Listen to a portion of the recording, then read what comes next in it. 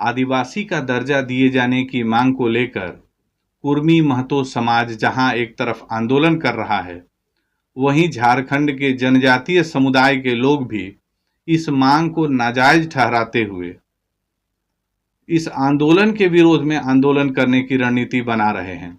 आज हो समाज महासभा क्लब भवन में एक बैठक भी हुई, जिसमें कई अहम मुद्दों पर चर्चा के बाद एक निर्णय लिया गया है कि किस तरह से कुर्मी आंदोलन के विरोध में आंदोलन किया जाए और आदिवासियों के अधिकार और अस्तित्व की रक्षा के लिए आंदोलन को खड़ा किया जाए।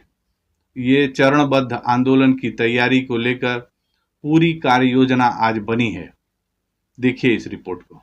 कुर्मी महतो समुदाय के लोगों द्वारा अनुसूचित जनजाति का दर्जा दिए जाने की मांग को लेकर किए जा रहे आंदोलन पर झारखंड के जनजातीय समुदाय के लोग मुखर होकर सामने आ रहे हैं। यदि कुर्मी समुदाय के लोगों का आंदोलन उग्र हुआ तो दूसरी ओर से भी उग्र आंदोलन की तैयारी है। हालांकि अभी शांतिपूर्ण तैयारी से इस मांग का विरोध किया जा रहा है, लेकिन दोनों पक्षों के द्वारा उठाए जा रहे कदम से एक बात साफ होती जा रही है कि विवाद और आगे बढ़ेगा। अपने को अनुसूचित जनजाति का हकदार बताते हुए कुर्मी महतो समुदाय किस आधार पर अपनी मांगों को जायज ठहरा रहा है, पहले आप इसे सुन लीजिए, फिर हम झारखंड के जनजातीय समुदाय के पक्ष को भी आपके समक्ष रखेंगे। देखिए, हमारे कुर्मी समाज जो है, हम लोग टोटेम या गुष्टीधारी, हम लोग 13 समाज के जैसा हम लोग का समाज 1950 के पहले तक हम लोग आदिम जनजाति थे। 1950 के बाद हम लोग को बिना कारण बताए हम लोग को अनुसूचित जाति जो 12 जाति को किया गया और हम लोग को छोड़ दिया गया। इसका कारण कुछ नहीं बताया गया, इसीलिए हम लोग का सरकार से उस समय से 72 साल से, विगत 72 साल से आज तक हम लोग का यही मांग है कि भाई हम लोग को अनुसूचित जाति में शामिल किया जाए। दूसरे जाति को जैसे अपने शामिल किए, आदिम जनजाति को हमको भी उसी तरह शामिल किया जाए। सरकार ने अभी तक हमारे बात पर कोई अमल नहीं किया है, इसीलिए हम लोग का आगे का रणनीति क्या होगा उस विषय पर हम लोग यहाँ बैठक कर रहे हैं। कुछ दिन पहले आप लोग जानते हैं कि रेल टेका डहर छे का कार्यक्रम हुआ, जिसमें 5 दिन तक भारत सरकार का या हमारा देश का जिसका लाइफ लाइन बोला जाता है, हावड़ा मुंबई रूट को रोका गया है। उधर कुष्टाण में भी रोका गया है, आद्रा सेक्शन में। लेकिन अभी तक सरकार का कोई ठोस हमारे बारे में कुछ नहीं आ रहा है। इसीलिए हम लोग के करो या मरो के निर्णय में हम लोग पहुंचना चाहते हैं। इस शीतकालीन सत्र में अगर हमारे जो मांग है, हमारे जो मौलिक अधिकार है, इसको अगर सदन में, हाउस में सरकार नहीं लाए और इसको पारित नहीं करे, तो फिर हम लोग आगे कोई एक ठोस कदम उठाने के लिए, विचार मंथन के लिए यहाँ बैठे हैं कि आगे हम लोग क्या। चाईबासा के आदिवासी हो समाज महासभा के हारीगुटू स्थित कला एवं सांस्कृतिक भवन परिसर में आज एक विशेष बैठक हुई है, जिसमें कोल्हान प्रमंडल के तीनों जिलों के हो समाज, मुंडा, संथाल, उरांव और सामाजिक संगठनों के लोग शामिल हुए। इसमें सर्वसम्मति से एक समिति का गठन किया गया है, जिसका नाम कोल्हान आदिवासी एकता मंच रखा गया है। यह मंच कुर्मी आंदोलन पर नज़र रखेगा और उनके एक्शन के अनुरूप ही रिएक्शन की तैयारी करेगा।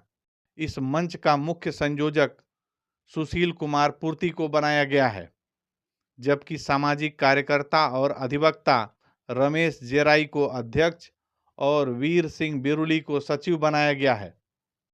बैठक के बाद मीडिया से बात करते हुए कोल्हान आदिवासी एकता मंच के मुख्य संयोजक सुशील कुमार पूर्ति ने कहा कि आदिवासियों की अस्मिता और अस्तित्व पर संकट है।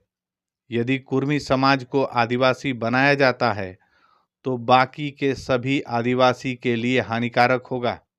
यह सब कुछ राजनीतिक लाभ उठाने के लिए किया जा रहा है।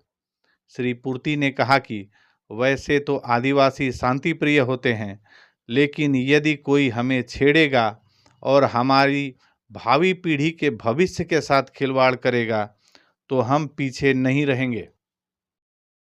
मैं स्वीकार करता हूं।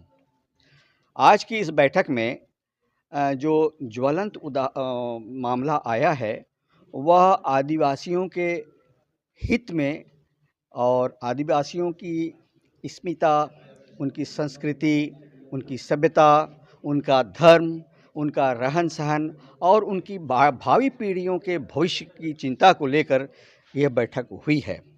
और इस बैठक में हमारे आदिवासी हो समाज महासभा के सारे अधिकांश पदाधिकारी, सेवानिवृत्त संगठन के अधिकांश पदाधिकारी, युवा महासभा के अधिकांश पदाधिकारी शामिल हुए और इन्होंने एक मत हो करके यह निर्णय लिया कि हमारे ऊपर में जो कुर्मी समाज है, जो महतो समाज है, जो आदिवासी हो, मुंडा, उरांव, संथाल, बिरहोड़, गोंड, खड़िया से काफ़ी आगे है, वो अगर खुद को आदिवासी कैटेगरी में लाता है तो यह इन लोगों के लिए हानिकारक होगा। इसका ये तात्पर्य हुआ कि वो राजनीतिक लाभ उठाने के लिए ही इस प्रकार का आंदोलन कर रहे हैं। विगत समय में ये देखा गया कि इन्होंने रेल को रोका, इन्होंने बहुत सारे और आंदोलन किए, उस पर इनके ऊपर किसी विशेष प्रकार से कानूनी दबाव नहीं बनाया गया। तो ये समझा गया कि इसके पीछे किसी बड़े राजनीतिक षड्यंत्र का हाथ है, ऐसा हम लोगों को महसूस हुआ है।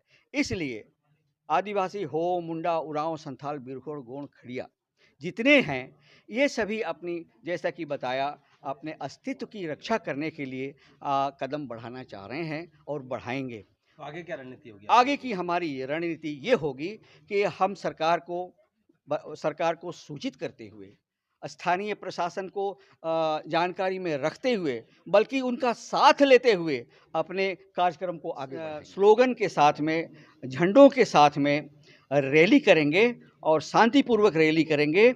और रैली करके हम ये जताएंगे कि हमारे साथ जो अन्याय हो रहा है, जिसको हम अन्याय समझ रहे हैं, वो अगर उनकी प्रतिक्रिया शांतिपूर्ण होगी, हमारे मुताबिक होगी, तो हम क्यों लड़ेंगे?